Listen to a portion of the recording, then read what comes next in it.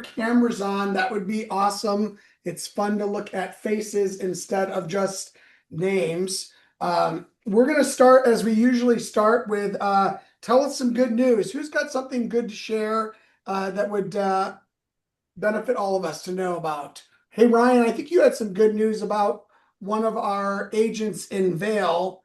Can you share that?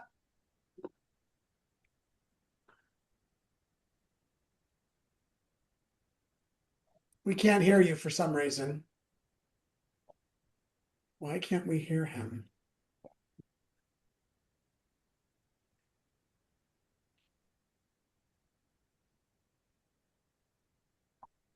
All right, we're skipping that. Anyone have good news to share? Sorry, Ryan.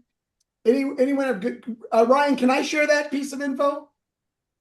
Yeah, our new to KW agent. Um, Hold on just a second. Our new to KW agent Adam Blees just put a 2.7 under contract, closing next month. So great job, Adam, on that. Any other good news? Good news to share.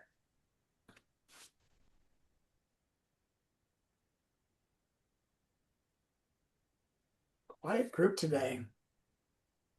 All right, we're This, moving to some uh, announcements. We've got pro coaching with Katie in the Frisco office and on Zoom every Tuesday, 1 to 2. Don't miss that.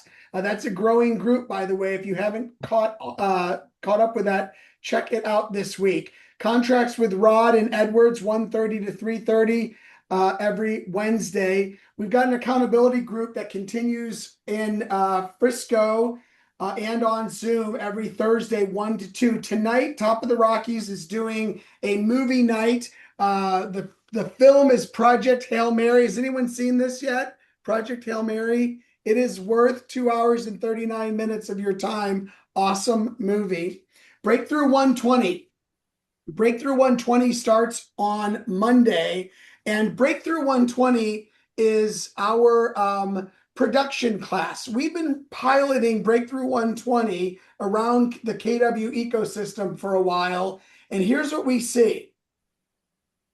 People that commit to Breakthrough 120 get 9 deals put together as a result of implementing it. What is it? It's 5 days of coursework, 4 hours a day. On Monday, we're going to start with a database session.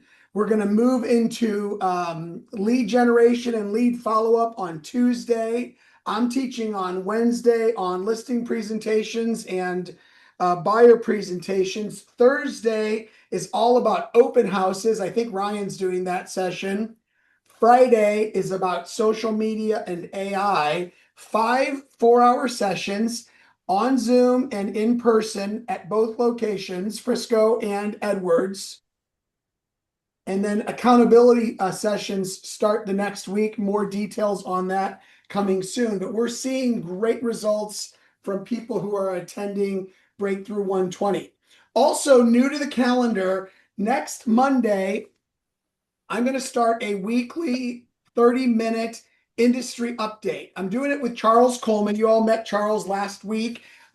Charles is the regional tech trainer and an expert in tech and what's going on in the tech space. Here's what we're going to do every Monday. It's from 12 to 12:30. It's on Zoom. We'll also be streaming it in Edwards and in Frisco. We're going to spend 30 minutes talking about what's going on in the Colorado real estate market, but also, and maybe more importantly, what's going on in the industry. We're going to be sharing news stories and interpreting and letting you know what's important. And then we're going to hit a little tech segment each week as well, because it's 2026. And if you're not buying into AI and tech, you're going to miss the boat. So that starts next Monday, 12 to 12:30. It's going to be on this link. It's already on both calendars. Check it out. April 16th, Mountain Properties has a movie night at the Riverwalk Movie Theater. And keep in mind some upcoming dates. Red Day, where we're going to be doing a little food drive to help those who are having a tough time in our area. That's on May 14th, which is a Thursday. And then we've got Lauren Lucas coming to the Altitude Board of Realtors in Silverthorne. We're doing an AI workshop. It's not a class, it is a 3 hour down and dirty workshop where you're going to have some pre-work to do to make sure that you're ready for it. And then once the pre-work is done, we'll do a 3 hour workshop working through how to use specific AI tools in the area of lead generation and efficiency. You don't want to miss this. Couple other events coming soon. We're doing a class in Denver called Listapalooza. We've got about 20 agents from KW all around the state. We're going to be doing a 3 hour training. It's going to be some presentations and a bunch of panels. And we're going to be covering lead gen, getting the listing, and getting it sold as quickly as possible. We've got our luxury class. By the way, that tickets for this you can find at kwcoloradoevents.com. Brady Sandoll from Palm Springs is coming, by the way, top realtor in Palm Springs, is coming to do our Spring Mile High Luxury Summit. We're going to be talking there about 6 critical shifts that the market is creating that will help you succeed in the high-end market. We're going to have top producers in the high-end market speaking. It's at the historic Evans School in Denver from 1 to 4 on April 23, followed by a networking happy hour, kwcoloradoevents.com for that. Savannah is Savannah, I didn't ask you to do this, but could you talk about the QL Summit 2026 in Austin, Texas, June 4 through 6? I will do my best. Little one. I see you've got a helper there today. I do. What is the QL Summit for those who don't know? It's gonna be the 4th through the 6th in Austin, Texas. And if you are above the age of 29, they have the I am not. The instructor class will be happening at that same time, which is just amazing. We get to pour into the kids that do come down for this event on that Saturday. So if you want to hone in your teaching skills just in general, or even presentation skills, it's a great class to join. It's $299 for the early bird. I love using you. It's for the early bird pricing. Got it.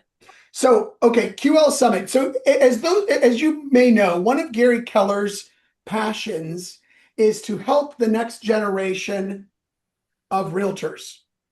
If you have children or grandchildren, like I do, between the ages of 18 and 29, the QL Summit is an opportunity in Austin, Texas, to have Gary Keller essentially teach his life story of going from college student without direction to self-made billionaire. It's about proper life management, proper money management, the skills that every entrepreneur needs. And it's for children that are 18 to 29, young adults who are 18 to 29. My son Ian is going to be going this year. It's $529. On Thursday, the 4th, it starts with a networking happy hour type thing, all day training at the new KW Learning Center in Austin with Gary on Friday. And then Saturday morning are some smaller sessions and breakout sessions.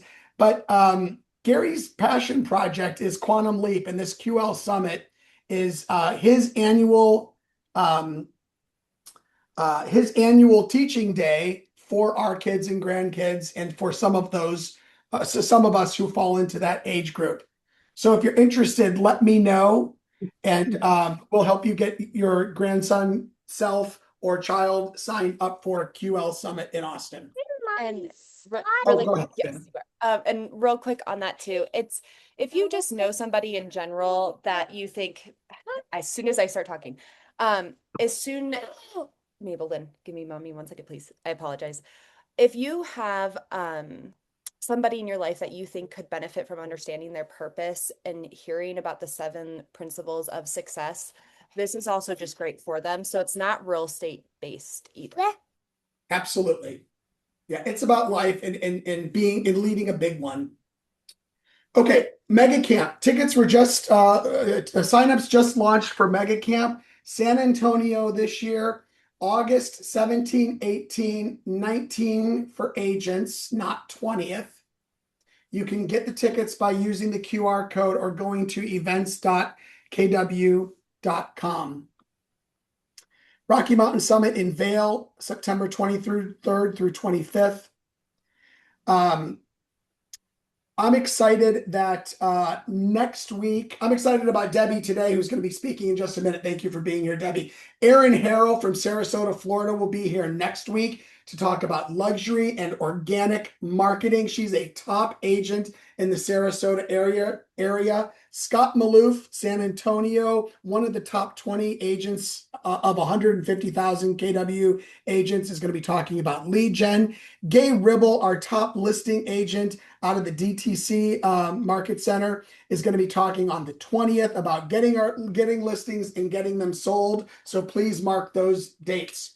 I want to share a few things about what's going on in the real estate industry in general. There's a ton of slides on here. I will send them to you. I'm going to skip some of them. Don't ask me to go back because I'm skipping them on purpose. But you can call me later about them. Unemployment, what's happening? Well, as of February 2026, unemployment sits at 4.4%.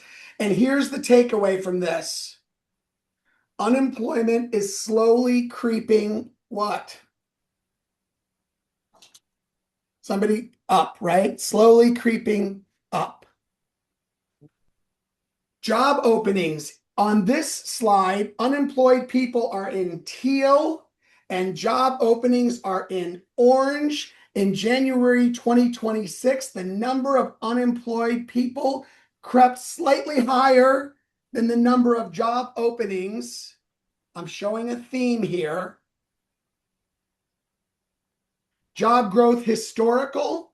You can see COVID right here. We lost in 2020, 9.25, and then we gained in 2021, 7.23. And you can see that job growth from a historical perspective has been ticking downward over the last few years for obvious reasons. And yet last year was a tough year for job growth. Job growth monthly, not a great number in February. Job growth by industry, healthcare and social assistance up, leisure and hospitality up, but below the 10-year average. Other services, financial activities, mining and logging up, and up. And then construction, information, manufacturing, professional and business services, government and trade, transportation and utilities have been down. So the situation of job growth varies by industry. Moving to GDP, 2025, 2.1. Not a bad number, but less than the year before. Quarterly, decent quarters for Q2 2025 and Q3 2025, Q4 2025, not so great. Remember, we had a long government shutdown in the middle of Q4. Inflation. Inflation is sitting at 2%, projected for 2026. We ended 2025 at 2.7%. Core inflation 2.6%, not bad numbers. And monthly inflation is starting to tick up a little bit. March we'll see a tick up. Consumer sentiment down for March 2026. When asked the question, hold on, I've got Windows problems. When asked the question, is it a good time to buy a home? In 2025, 17% responded yes. And you can see the trend line there. Home sales annual.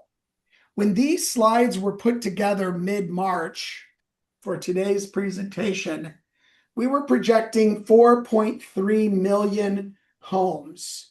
Yesterday, Gary Keller told us that our research team is suggesting that this might actually be 4.1 now. In other words, we've been waiting for the market to start to get better. And because of what's going on with inflation and GDP and unemployment, we're actually thinking that we're going to be seeing a revised 2026 number of probably about 4.1%, or excuse me, 4.1 million annualized home sales. Is everyone tracking with what I'm saying here? In other words, last year we kept saying 2026 is going to be the year when we start to see things looking better. And I'm not a pessimist, by the way, but what we are starting to see is maybe this current pace of 4.1 is where we're going to end the year. You should read that statement as there will be plenty of homes for me to sell and for me to hit my personal goals, and it's going to continue to be challenging to do so. Are you all catching what I just said there? Home sales monthly. This is where the trend has been monthly. In December, we were starting to trend up. January 4.02, February 4.09. We think we're going to be sticking around that 4.1, and that's an annualized number. What's happening to prices? Prices are up. What's happening to affordability? Well, it was on the way up, and it's been trending sort of downward for a bit. On the monthly affordability scale, this is what percentage of income is principal and interest. We're starting to see a tick up because interest rates are edging a little bit higher. Interest rates tend to edge a little bit higher when unemployment is edging higher and when inflation is edging higher.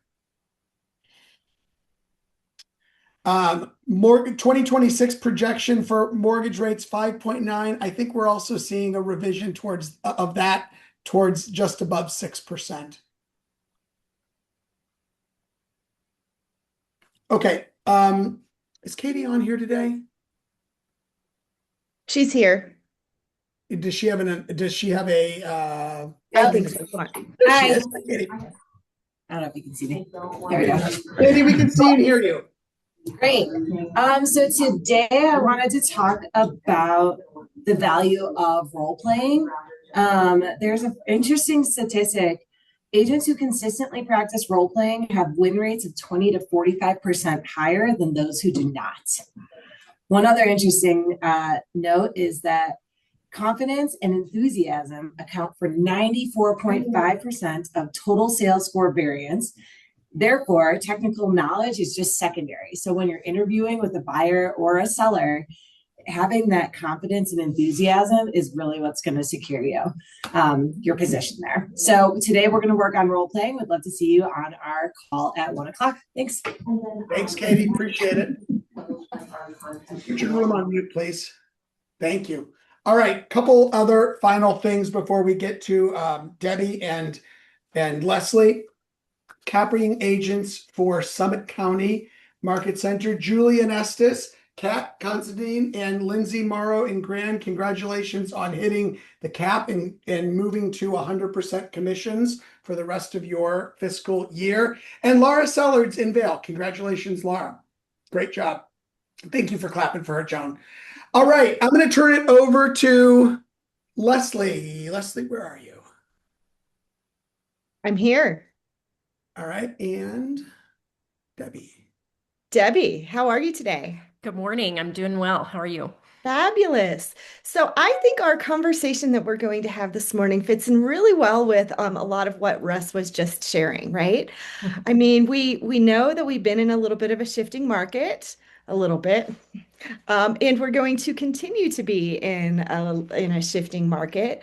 And those who continue to work and pivot are going to win. I think a few of our agents and a couple of our agents in our Altitude Board of Realtors that I've spoken with actually had their best years ever last year, too. So a little bit about Debbie. Debbie, again, welcome and thank you. So Debbie is the principal of Nelson Real Estate, formerly Nelson Wally Real Estate, but this is a relatively new iteration of your business as well.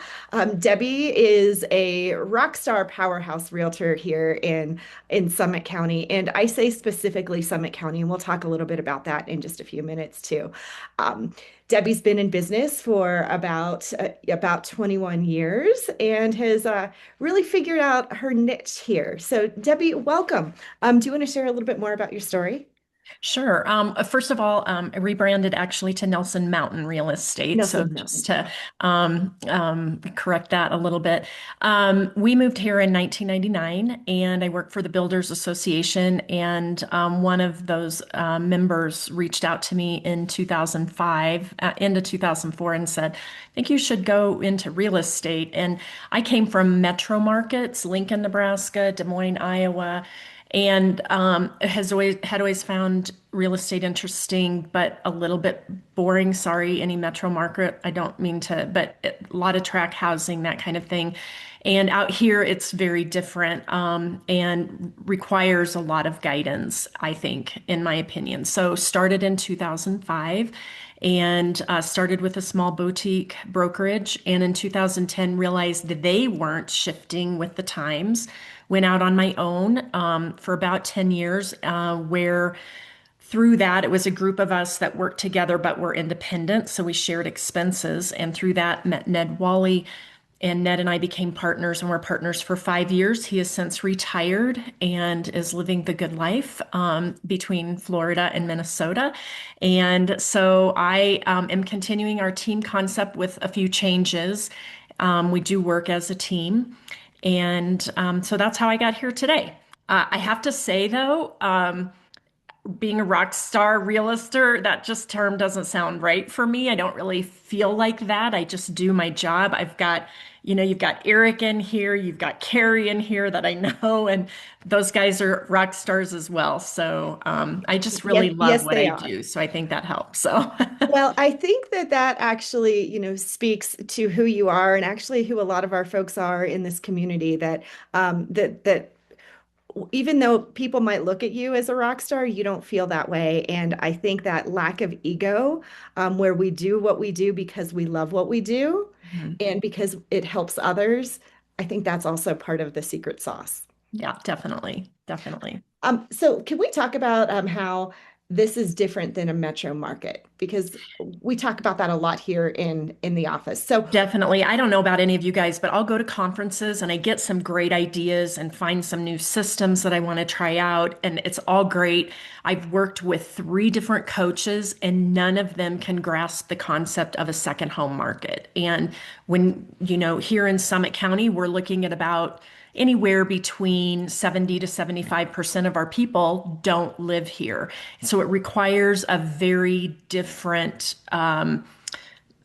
type of marketing to market yourself, and you become their everything. You become, who do they go to for a handyman? Who do they go to?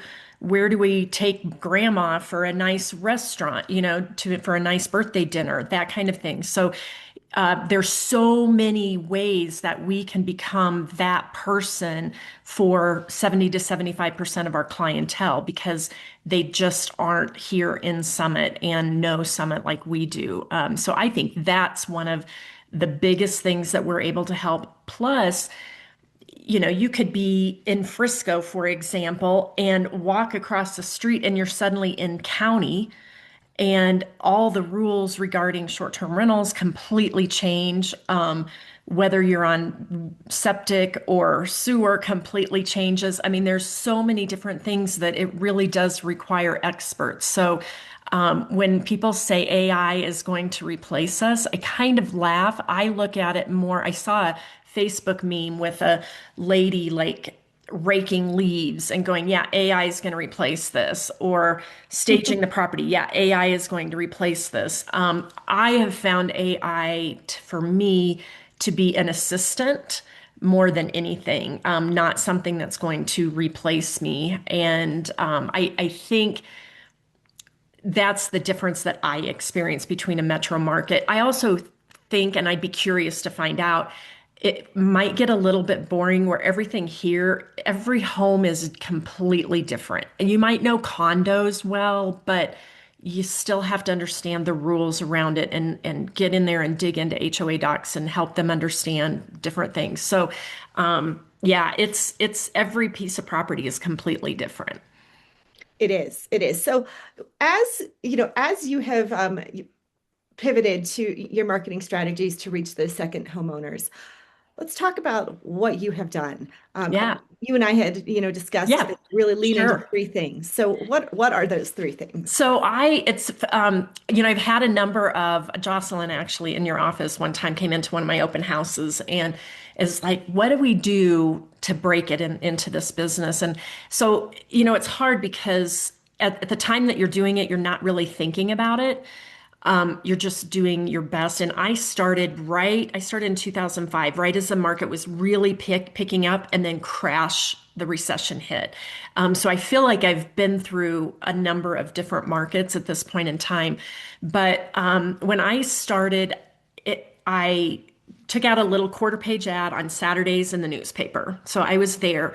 I became the grocery cart lady, and I had been teaching a program called Kinder Music, and I'd hear all the time how moms would be, oh my gosh, when we go to the grocery store, we have to get a Miss Debbie grocery cart. And, I was that face on the grocery cart that you saw. And then I picked a very small niche of people because that's all I could afford, a niche section of areas where I regularly farmed and would always send something, not recipes, nothing like that, but something of interest to them. So those were my three things.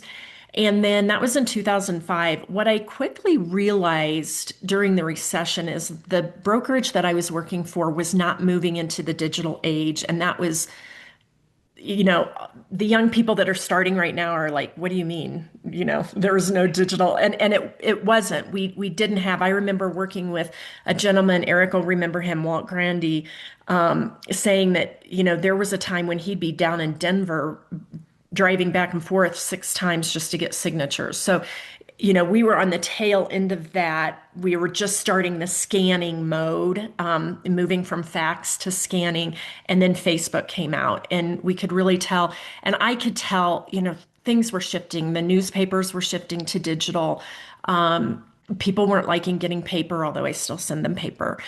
So there's a lot of things that were going on, and I decided I really needed to change and be in control of what marketing I personally wanted to do. Excuse me, I'm dealing with the spring allergies here. And so that's when I chose to leave. And all of those things continue to shift. So don't ever pick three things. That's Debbie's rule. I pick three things and I do them. But here's the secret. Whatever you choose to do, you do it consistently. You don't just send out a mailer. I'm working with a marketing company right now, and they said, okay, what kind of ROI did you get on this last mailer? And I'm like, oh, you don't get this. Yeah.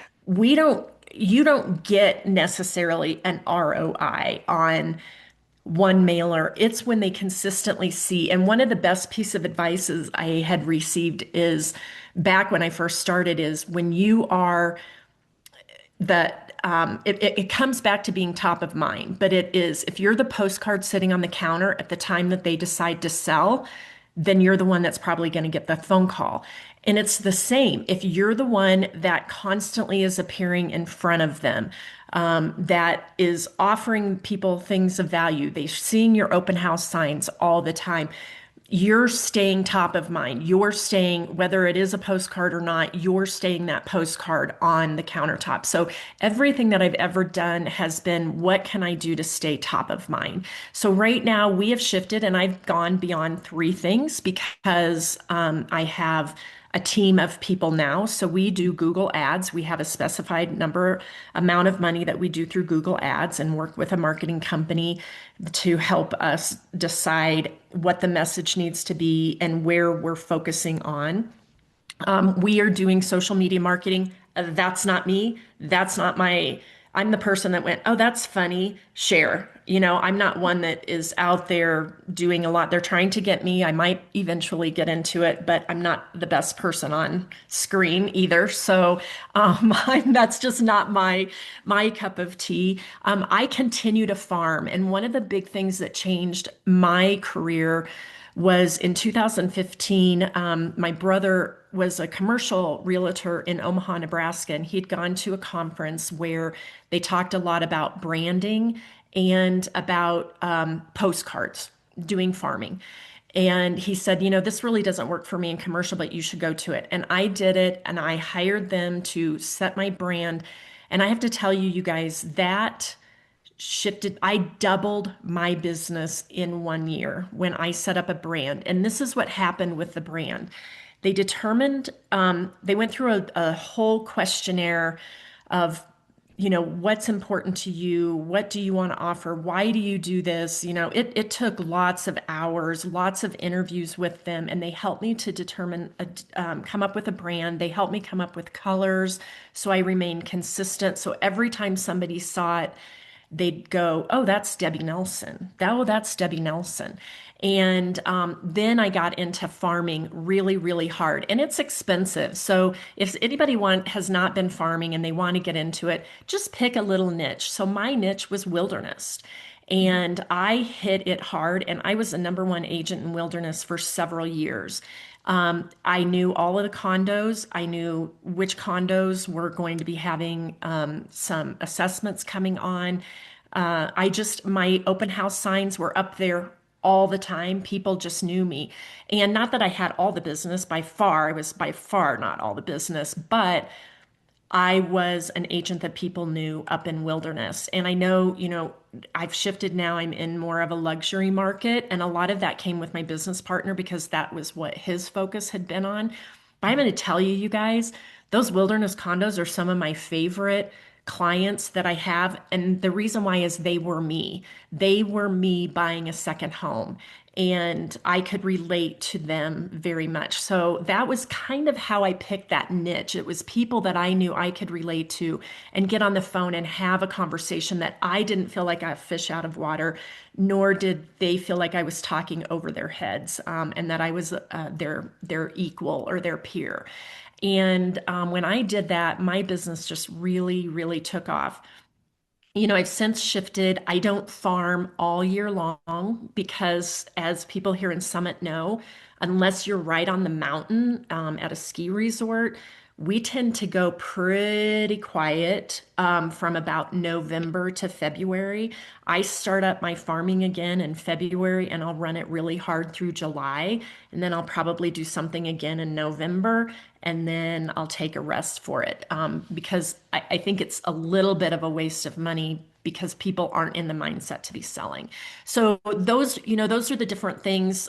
We used to advertise when Ned and I first got together. We took out a full page ad every Saturday in the Summit Daily. We were A7 every single Saturday all year long. We were paying a fortune for it. And a year into it, 2 years into it, I'm like, Ned, this doesn't make sense. The people that we're trying to reach, especially in the off season, aren't here picking up a newspaper. So then we converted over, and we were one of their first digital ads where you would actually buy a subscription for we paid for being the top story. We were in the top story every Tuesday and Saturday. So if you go on every Tuesday and Saturday in summitdaily.com, you will see our ads. I just read an article. They're going to start charging for digital. So that may change what I choose to do in Summit Daily coming. But that would just be, especially for people 5 years and younger, or been in this business 5 years and under, is pick 3 things. Put pencil to paper, make sure it's something that you can do consistently throughout the year. And I really feel consistency is key. Marco in my office has this thing where it talks about intensity and consistency. and how consistency just continues to grow. And that's our big thing is we hold each other accountable, but we make sure whatever we're doing from a marketing standpoint is consistent. Consistency wins every Yes. day. Yep.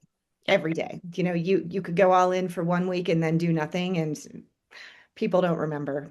I just remember going back and I worked next door to a guy when I was at my first brokerage, and he'd go, "Oh, that mailer didn't work. I'm not going to do it again." And even back then, I knew, well, like it probably got tossed, that one, try again, and it has worked. It has worked. But again, I don't send recipes. I'm sending things of value, statistics, maybe what's happening in the county in the next month, something like that, something that they're going to want to hold on to, and see my name or my brand.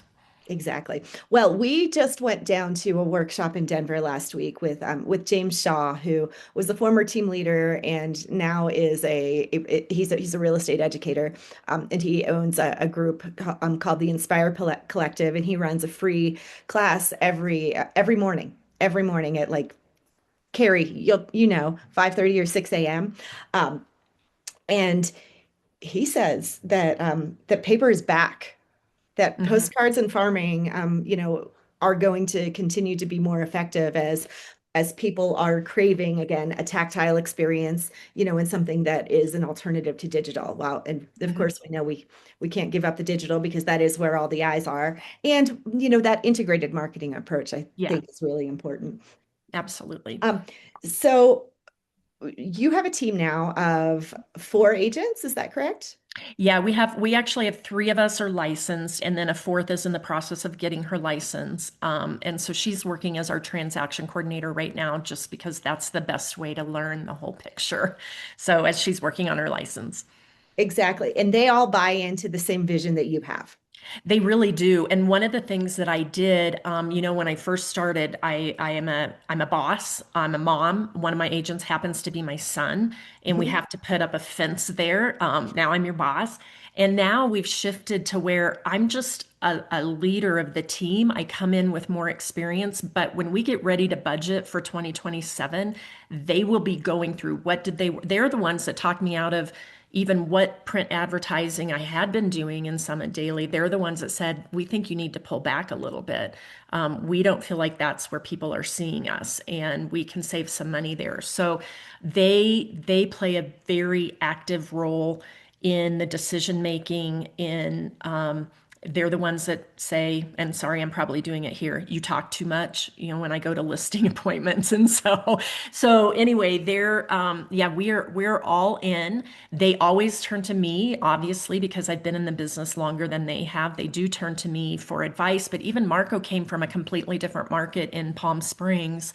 Not really completely, because it's a lot of second homes there, but it's California. It's just different. And he's bringing a lot to the table.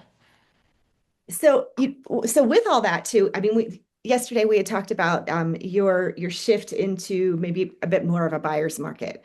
Yes. We still have a few minutes, so can you Okay. elaborate on that just a titch? Yeah, well, and again, those of us who've been doing this for quite a while, we remember when we were peaking going, oh my God, and I'm just new to the business going, gosh, if I could just do this much business every year, wow, I'm going to have a great income. And then all of a sudden the recession hit.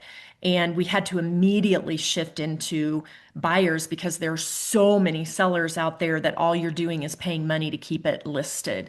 And so you've got to be focusing, like the marketing company that I'm working with right now.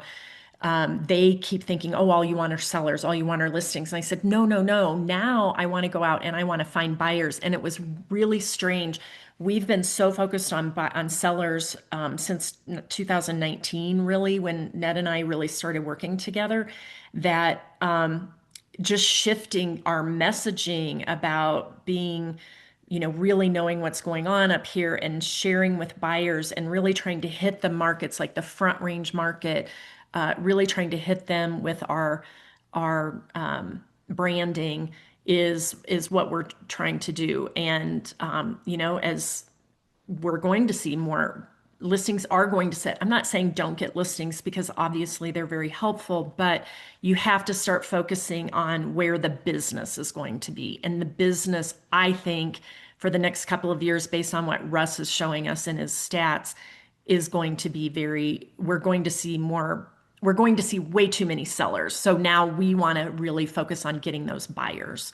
Exactly. All right. So a few points just to summarize here: authenticity, Yes, consistency, and looking ahead and being willing to pivot with the market.